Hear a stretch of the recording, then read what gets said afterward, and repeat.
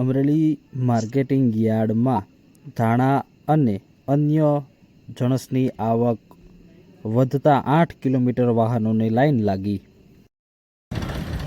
Amreli market યાર્ડમાં હાલમાં ધાણાની સિઝનમાં ખૂબ જ ભરાવો થયેલ હોવાથી આપણે શુક્રવારે માર્કેટ યાર્ડમાં આવક બંધ કરેલ હતી ધાણા તથા લાલ સૂકા મરચાંની, અને આજ રોજ રવિવારે 4 કલાકે ખોલવાનું હતું, પણ બાજુમાં આપણે 40 વીઘા નવી જમીનમાં ચેરમેન શ્રી તથા પીપી સુચિત્રા સાહેબ તથા બોર્ડ દ્વારા તાત્કાલિક નિર્ણય લઈ અને યુદ્ધના ધોરણે બાજુની જે નવી 40 વીઘા જમીન લીધી, જમીનની અંદર લાઇટની અને રેમ્પને લેવલિંગની સુવિધા કરી અને કોઈ પણ વાહનો રોડ ઉપર ઊભા ના રહે એ માટેની તમામ વ્યવસ્થા કરવામાં આવે છે।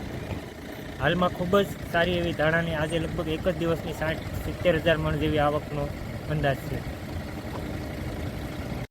અમરેલી માર્કેટિંગ યાર્ડ ખાતે ધાણા અને મરચાંની આવક વધતા 7 કિલોમીટર વાહનોની લાઈનો લાગી છે।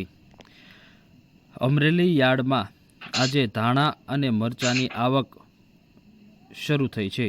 આજે રવિવારે યાર્ડ બંધ રાખવા હોવા છતાં પણ ખેત જણસો માટે આ યાર્ડ ખુલ્લું રાખવામાં આવ્યું હતું, જ્યારે અમરેલી યાર્ડમાં ધાણાની મબલક આવક નોંધાઈ રહી છે।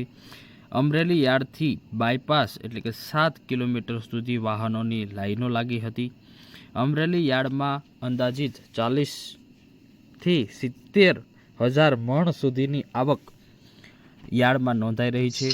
યાર્ડ દ્વારા માર્કેટિંગ યાર્ડ ટૂંકું પડતા 40 વીઘા જમીન અન્ય રાખવામાં આવી હતી અને જેની અંદર વાહનો રાખવામાં આવ્યા છે। યાર્ડના સત્તાધીશો દ્વારા લાઇટ તેમજ તમામ પ્રકારની વ્યવસ્થા 40 વીઘા જે જમીન રાખવામાં આવી છે જેમાં કરવામાં આવી છે।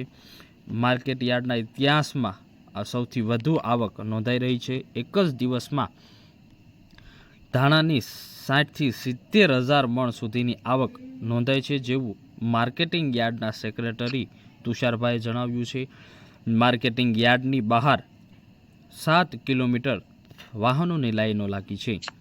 માર્કેટિંગ યાર્ડ આજે છલોછલ છલકાઈ ગયું છે અને માર્કેટિંગ યાર્ડ છલકાયા બાદ વધારાની જમીન જે 40 વીઘા રાખવામાં આવી હતી યાર્ડ દ્વારા, જેની અંદર પણ વાહનો પાર્ક કરવામાં આવી રહ્યા છે। અમરેલી